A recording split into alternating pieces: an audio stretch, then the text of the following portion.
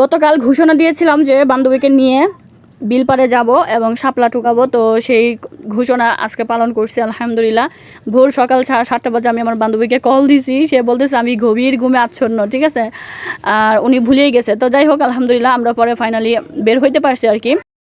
আসসালামু আলাইকুম এভরিওয়ান, সবাই নিশ্চয়ই ভালো আছেন। আমি মারিয়াম আক্তার চলে আসছি নতুন একটি ব্লগ ভিডিও নিয়ে প্রতিদিনের মতো, এবং আমি ঢাকা সাভার থেকে এই ভিডিওটি করছি। কে কোন জায়গা থেকে দেখছেন সেটা কমেন্ট সেকশনে জানাবেন।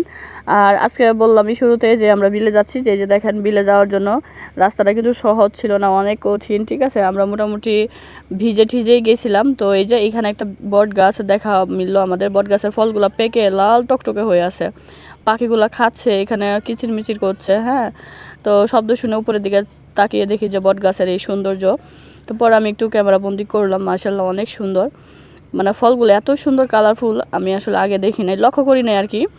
তো এই যে এখানে একটা পুকুর পাড়, এখানে কে জানে একটা শাপলা ফুল নিয়ে আসছে, সে এখানে ফেলে রাখছে। তো আমি সামনে গিয়ে পাবো কি না সেইটা তো জানতাম না, সেজন্য এখানে যতটুকু পাইছি শাপলা সেটুই ভিডিও ধারণ করলাম। ভাবছিলাম যদি না পাই তাহলে এটা দিয়ে চালিয়ে দিব, যে শাপলা টুকাইতে গিয়ে পাই না, এই যে শাপলা ফুল দেখে নেন। তো শাপলা বিলে যাওয়ার জন্য এখানে একটা ইটের ভাটা আছে, সেই ভাটাকে ওভারকাম করে যেতে হয় আর কি। তো এইখানে হচ্ছে যে আমার বান্ধবীর মেয়ে, আমার মেয়েকে নিয়ে নেয়, ও ছোট মানুষ, একটু বেশি ছোট, আর এত সকালে গেলাম আসলে ওরা ঘুমায়েছিল, সেজন্য আমি যাই নাই। আমার আশপাশে এখন সব ঝিঝি পোকা আর ব্যাঙের ডাক শুনতে পাবেন গাইস। আমি হচ্ছে অন্ধকারে উঠানে বসে ভিডিওতে ভয়েস ওভার দিচ্ছি, কারণ ঘরে বাচ্চা কাচ্চারা পড়তেছে, আব্বা আসছে, আম্মা আছে, আমার ভাই আছে, মানে ঘর মোটামুটি এখন গরম, সবাই সবার ইয়া নিয়ে ব্যস্ত। আমি চাইলেও আমাকে রুম দিবেন এখন খালি করে, যাই আমাকে একটা ভয়েস ওভার দেওয়ার জন্য একটা রুম খালি করে দাও। তো এই যে দেখতেছেন আমরা হাঁটতে হাঁটতে এখানে, এগুলো তো সব আগে মানে চাষাবাদ হইতো, এখন পানিতে একদম ডুবে গেছে। তো এই যে এখানে একটা ডুবা, ঠিক আছে, এটা এত গভীর ডুবা, সেটাতে এখন পানি হয়েছে। দেখেন এখানে শাপলা ফুলও একটা ফুটে আছে, একটা না বেশ কয়েকটা আছে, বাট এখানে চাইলে নামতে পারতাম, কিন্তু এটা এত গভীর ছিল আমি তো আগে জানতাম, কারণ এই জায়গাটা আমি আর আগেও গিয়েছি। এখান থেকে ওরা মাটি খনন করছে, করে ইটের ভাটায় কাজ করছে। তো এই জায়গাটা ছোট একটা দেখতেছে, বাট এটা অনেক গভীর। তো এই যে এই ক্ষেতটা হচ্ছে, এখানে টমেটোটা চাষ করছিল, আমি আসছিলাম আরও একবার, তখন ভিডিওগুলো আপনাদের সাথে শেয়ার করছি। আর এখানটায় আমরা দাঁড়াইছিলাম যতটা সময় ছিলাম, ঠিক আছে, দূরে একটা সাপ মরে ফুলে ভেসে আছে, ঠিক আছে। তাই এই যে এখানে হচ্ছে বিলের মানে শুরুটা, যে এখানে ওই যে এই পাশটায় হচ্ছে অনেক গভীর, অনেক গভীর, মানে আমি নামলে মেবি আমার বুক বরাবর বা আমার কাঁধ বরাবর হয়ে যাবে এইরকম, কারণ এইখানকার ক্ষেতের চেয়ে ওই ক্ষেতটা ছিল অনেক ডিপ। যখন ধান চাষ করছিল তখনই আমি দেখছিলাম, আর এখন তো পানিতে একদম ফুলে ফেঁপে উঠছে। তো এখানে আমরা অনেকক্ষণ দাঁড়ায় অনেক কিছু মানে হাসি ঠাট্টা করতেছিলাম। আর ওই যে দূরে ভদ্রলোক আসতেছে, উনি হচ্ছে অনেক ভেতর থেকে শাপলা তুলছে। তো আমরা শুরু থেকে আইসা দেখছি যে উনি শাপলা তুলতেছে।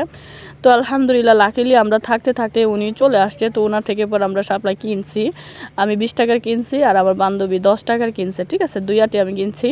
তো কি বলবো, আসলে কিনে নিয়ে আসলেও যে আমি বিলে গেছি শাপলা দেখছি, এটা মানে এই এক্সপেরিমেন্টটাই অনেক ভালো লাগছে। আর ছোটোবেলায় তো আসলে ভয় ভীতি কোনো কিছুই কাজ করে না, জাস্ট মানে একদিকে শুধু ছুটতাম, ঠিক আছে, কি হবে না হবে এত 7-5 কোনো কিছু চিন্তা করার মানে কোনো চিন্তাই আসে না। তো এই যে দেখেন মাঝি কত সুন্দর মিলে জিলে চলে আসতেছে, ঠিক আছে। আমি তো ক্যামেরাম্যানের কাজ করতেছি, এজন্য আমাকে দেখতে পাবেন না, সামনে একটু পরে দেখতে পাবেন। আমিও পরে একটু একটু শ্যুট করছি, কারণ এতটা লম্বা ভিডিওতে আমি যদি না থাকি কেমন হয়। তো এই যে আমি অনেক হাসাহাসি করতেছিলাম, ঠিক আছে। বান্ধবীর সাথে থাকলে আমি অনেক বাচ্চামি হয়ে যায়, অনেক বাচ্চা হয়ে যায়, ঠিক আছে।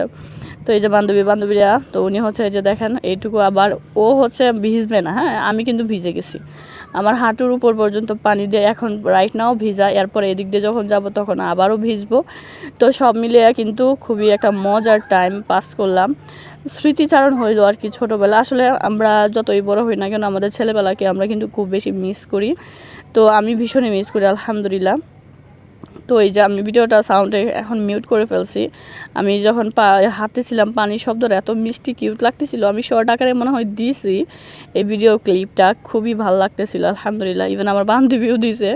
তো আমি কিন্তু শাপলা শুধু নিয়ে আসি না, শাপলা রান্নাও করতেছি। শাপলা দেখে আম্মা বলতেছে যে পাঙ্গাস মাছ নিয়ে আসছিলাম, তো ওই মাসে যে পেটটা দিয়ে ভালো করে যে আম্মা কুটি কুটি করে পেঁয়াজ মশলা দিয়ে ভালো করে কষা কষা করে পানি ছাড়া এই শাপলাটা রান্না করছে, ঠিক আছে। শাপলাটা এরকম দেখেন পেঁয়াজটাকে ব্রাউন কালার করছে, দেন হচ্ছে মশলা সহ মাছটাকে আম্মা দেখেন তেলে ফ্রাই করতেছে। এখানে এরকম 1-2 মিনিটের মতো এরকম নাড়াবে, বেশিক্ষণ থাকলে আমার মশলাটা পুড়ে যাবে। দেন হচ্ছে এখানে শাপলাগুলো সরাসরি দিয়ে দিচ্ছে। এখানে কিন্তু এক ফোঁটাও পানি ব্যবহার করা হয় নাই, এত পরিমাণে শাপলা থেকে পানি বের হয় জানবেন না। তো এই শাপলা দিয়েই কিন্তু এই তরকারিটা রান্না করা হয়েছে, ঝোল রাখে নাই আর কি, ঝোল ছাড়া। আর অবশ্যই লবণের ক্ষেত্রে শাপলা রান্না করার সময় কিন্তু খুব বেশি সতর্ক হবেন। শাপলা অস্বাভাবিকভাবে মজে কমে যায়, ঠিক আছে, একদম 4 ভাগের 1 ভাগ হয়ে যায়, মানে উদাহরণটা এরকমই দিলাম। তো আমি জীবনে প্রথম যখন শাপলা রান্না করছি আমার মনে আছে, তো তখন কিন্তু লবণের জন্য আমি খাইতে পারি না, এত পরিমাণে লবণ বাড়ছিল, কারণ আমি জানি না যে শাপলা এত পরিমাণে মানে কমে চুপসে যাবে। তো যাই হোক, তরকারিটা কিন্তু সেই অনেক মজা হয়েছিল। এই যে দেখেন ফাইনাল লুকটা, ঠিক আছে, উপরে তেলটা হালকা ভেসে উঠছে, আর একটু জাল দেওয়া হবে, তারপরে হচ্ছে আমরা খাবো। আমি খেয়েছিলাম, অনেক বেশি মজা হয়েছিল। এই যে দেখেন আমি একদম খেয়ে আপনাদেরকে দেখাচ্ছি। আর শাপলা কিন্তু অনেক হেলদি বেনিফিট আছে, ঠিক আছে, শাপলা শুধু আমাদের জাতীয় ফুড বিষয়টা এমন না, শাপলার ডাটাতে কিন্তু প্রচুর আয়রন আছে। যাদের আয়রনের সমস্যা আছে তারা কিন্তু এই শাপলাটা খেতে পারেন। পটল, শাপলা এগুলোতে কিন্তু প্রচুর আয়রন আছে। হ্যাঁ, খাবেন, বেশি বেশি করে খাবেন। স্বাভাবিক আমাদের খালে বিলে মাঠে ঘাটের এগুলো ন্যাচারাল খাবারগুলো আসলে একটু খাবো, তাহলে হয় কি যে আমাদের টাকা এবং শরীর দুটাই কিন্তু সেফ থাকবে। তো এই যে আমি খাচ্ছি, খেতে খেতে বিদায় নিতে হয়। ভিডিওটা অনেক লম্বা হয়ে গেছে। সবাইকে অনেক বেশি ধন্যবাদ যারা এই পর্যন্ত আমার সাথেই ছিলেন। দেখা হবে নতুন কোনো ব্লগ ভিডিওতে। সে পর্যন্ত সবাই সুস্থ থাকবেন, ভালো থাকবেন, আর আমার সাথেই থাকবেন। আসসালামু আলাইকুম।